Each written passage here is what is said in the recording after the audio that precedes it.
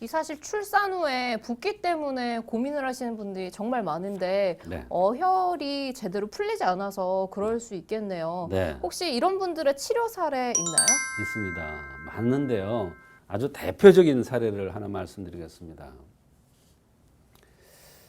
아기를 낳는데 너무나 다리가 부어서 코끼리 다리처럼 됐대요. 아유, 어떡해. 그리고 웨이과라고 그래서 이 발목의 옆에 보면 이렇게 볼록 나온 게 있잖아요. 네. 이게 보이질 않아요. 너무 많이 부어서. 심각하죠. 그래서 이렇게 너무 심각하게 부어서 각종 검사를 했는데 원인이 나오질 않아요. 왜 부었는지를 몰라요. 또 원인이 나오질 않으니까 치료법이 없어요. 그래서 그냥 치료가 불가능하다고 그래서 퇴원해서 산후조리원에 있는 겁니다. 그러면서 이제 엄마가 전화를 했어요. 우리 딸이 아기를 낳는데 이렇게 많이 부으니 이게 왜 그럽니까? 혹시 한방적으로 치료법이 있습니까? 혹시라고 그랬어요. 혹시 한방적으로, 양방은 안 된다고 그러는데 한방적으로 치료법이 있습니까? 이러면서 전화를 했더라고요. 그래서 아마 이 방송을 진작 들으셨다면 혹시라고 이렇게 질문을 하지 않으셨을 거예요. 맞아요. 당연히 한방적으로 치료가 되겠구나. 어혈을 빼주면. 이렇게 생각했던 것인데 참으로 안타까운 경우죠. 그래서 친정 부모들이 너무나 안타까워서 제 말을 듣고 한약을 쓰자고 그러니까 한약을 왜 쓰냐면서 너무 심하게 거부를 하는 거예요. 젊은이가 잘 모르는 거죠. 한약을 쓰면 더 붓고 체중도 더 늘 텐데 왜 한약을 먹느냐. 한약을 먹으면 체중이 느는다 이렇게 생각을 하고 있는 거예요, 다들. 근데 사실은 한약은 그렇지 않습니다. 한약은요, 너무 빼짝 마른 사람은요, 살을 좀 충실해지게 하는 약을 씁니다. 이걸 보혈이라고 그래요. 또 살이 너무 통통하게 찌면은요, 기를 돋궈줘야 됩니다. 그렇게 되면 기가 돋궈지기 때문에 피곤한 것도 없어지고 부은 것도 없어지면서 살이 좀 슬럼해집니다. 빠집니다. 이게 한방 치료예요. 보약 치료. 그러니까 한약을 쓰면 무조건 살이 찐다. 이건 아닙니다. 산후에 부어서 한약을 먹는다. 살이 찐다. 이거 절대로 아닙니다. 얼마나 부었는지 산후조리원에서 마사지 해주는 사람들이 자기가 그렇게 많은 산모들을 봤지만 이렇게 부은 것은 처음이다. 조금 있으면 진물이 질질 흐를 것 같다. 어떡해. 어? 물이 막 이렇게 잡혀 있는 것 같이 부은 거예요. 이렇게 심하게 부은 사람은 처음이라고 하면서 코끼리 다리처럼 부었다고 그러는 거예요. 코끼리 다리 한번 생각해 보세요. 늘씬하게 생긴 사람인데 코끼리 다리처럼 부었단 말이에요. 친정 부모님께서 전화를 하셔서 이런 얘기를 하시는 거예요. 심하게 부었는데 치료 방법도 없고 참 큰일 났다. 이거 어떻게 하느냐. 또 산모가 한방 치료를 하자고 그러니까 말도 안 듣는데 너무나 괴롭다. 답답하고. 그래서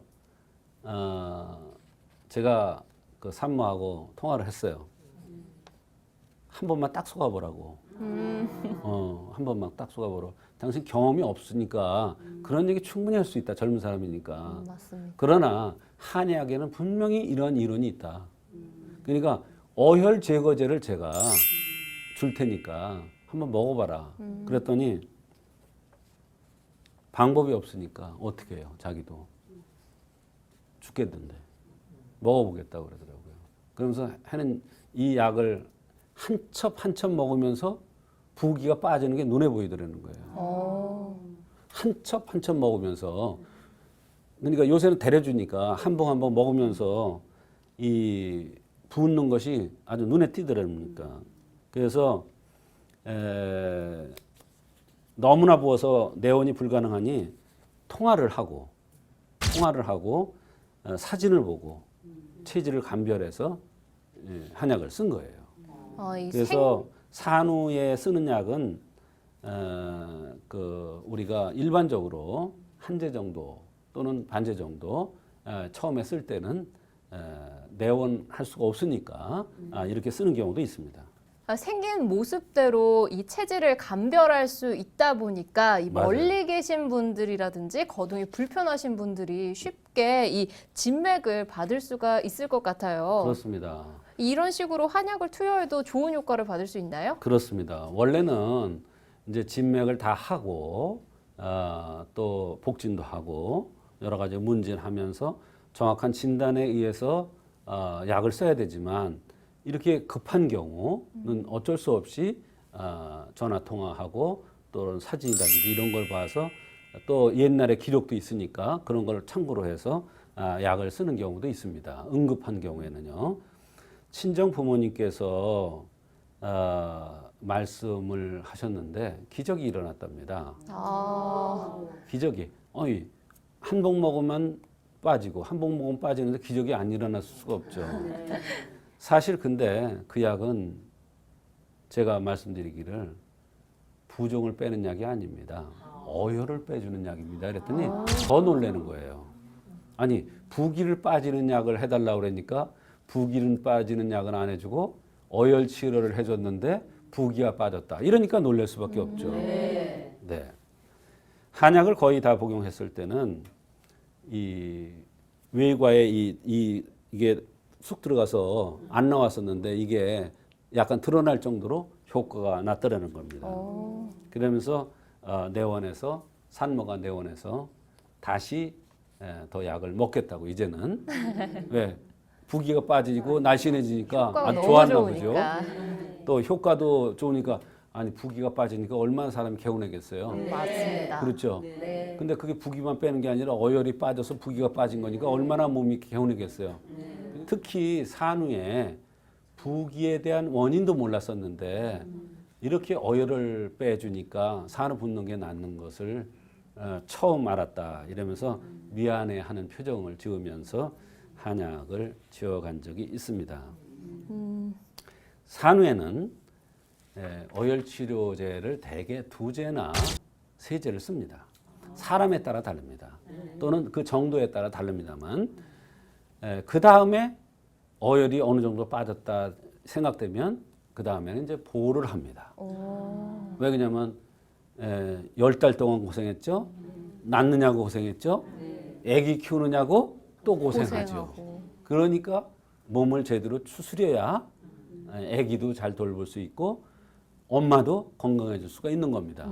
그렇기 때문에 이제 산후 보약을 또 한 3-4제 써야 됩니다. 지금은 아기도 잘 크고 엄마도 건강하게 잘 지내고 있다는 그러한 소식을 전해 오면서 엄마가 내원했어요. 그냥 할머니죠. 할머니가 내원했어요. 그렇게 말을 안 듣더니 요새는 조금만 아파도 한의원에 가자고 한다 그러면서 참 효과를 보고 큰 교육을 시켰다고 좋아한 적이 있습니다. 정말 사례자 이야기를 들으니까 마음이 다 안정이 되는 것 같은데